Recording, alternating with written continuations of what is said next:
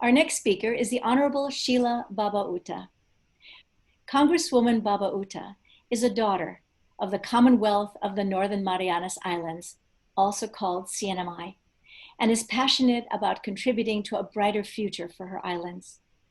After graduating from the CNMI public school system, she acquired her associate's degree at Kapi'olani Community College in Honolulu and her BA in Finance and International Business from the University of Hawaii, Manoa.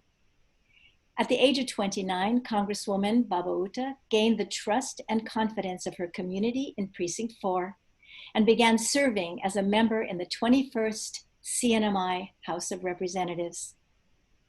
Her longstanding commitment to service is evident through her involvement in various nonprofit organizations and initiatives focused on youth education and empowerment, sustainable business development, and environmental conservation and protection.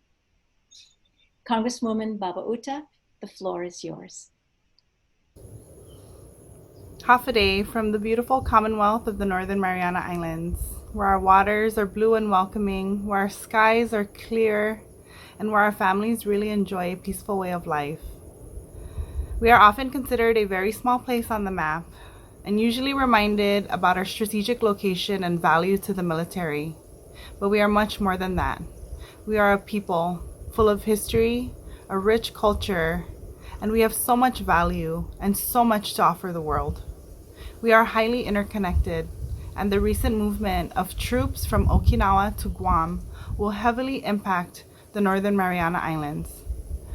The Department of Defense has plans to train these troops using highly destructive forms of artillery, bombs, rockets, sonar testing, the introduction of new weaponry systems, aircrafts, and vessels. This is a major concern for myself and many members in our community. My name is Sheila Babauta, and I am a member of the 21st CNMI House of Representatives. I am a daughter of the Marianas. I am a member of our Commonwealth 670, and I am a protector of our homeland. This is our home, and the military's plans really threaten the sustainability of our lands and our waters. It threatens the health and well-being of our people, and it really threatens what we have to leave for our children. What will our children inherit? What will they be left with? They are always at the forefront of the decisions we must make when they impact our future. Our children deserve a place to raise their families in a safe and healthy environment, and the military's presence really threatens that. Our oceans are home to many marine mammals, sea turtles, dolphins, and whales. Our lands are home to birds and beautiful wildlife that are threatened by the military's proposed plans of destructive behavior. With the recent record of decision that was released, choosing Alternative 2 as the preferred alternative for the Department of the Navy, it is the most highly destructive alternative for our land. And this has really brought so much concern to our community. We want to protect our homeland. We want to protect what limited resources we have for our children. And we want to protect the sustainability for our future of the CNMI. We thank you so much for giving us an opportunity to share our story and introduce ourselves on this platform. We hope that the testimonies today about the military's presence in the Pacific will spark some form of action. We are indigenous peoples in the Pacific Ocean, the Chamorros and Carolinians, who have enjoyed these lands and waters for thousands of years. And we deserve a future with our children and for our children in a place that is healthy and safe and beautiful. With the relocation of troops from Okinawa to Guam, there is major impact to come for the Mariana Islands, and it is very serious. Although we are a very patriotic community with one of the highest per capita of enlisted servicemen and women. We have died and fought in U.S. wars.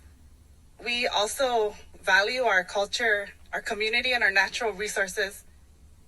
But we feel like we're at the table with Goliath.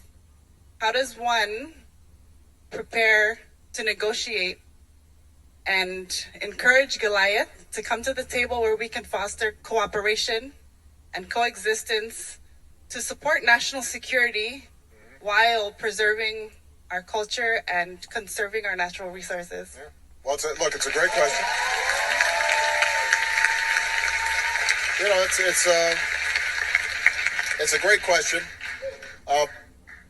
You know, since I'm no longer commander-in-chief, I can't just say, "Come on, let's go talk." And I'm now out of date in terms of all the processes and procedures that are taking place.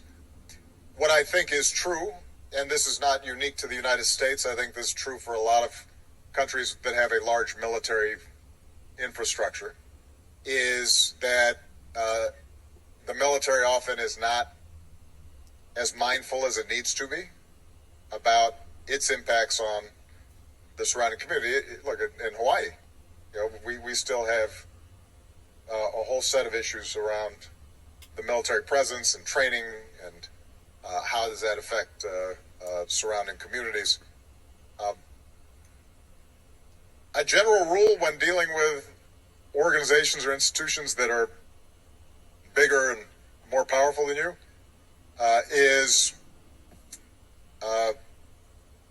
you've got to bring attention to the issue so that you get allies, right? I think the average person in the United States is not aware of some of the impacts that base relocations may have on local communities. So one of your first jobs is to raise awareness. And hopefully some of the tools that you've been learning in these workshops have taught you how to do that. If not, then we'll get some stuff online. But you know, the power of the underdog in society, first and foremost, is to be able to mobilize public opinion.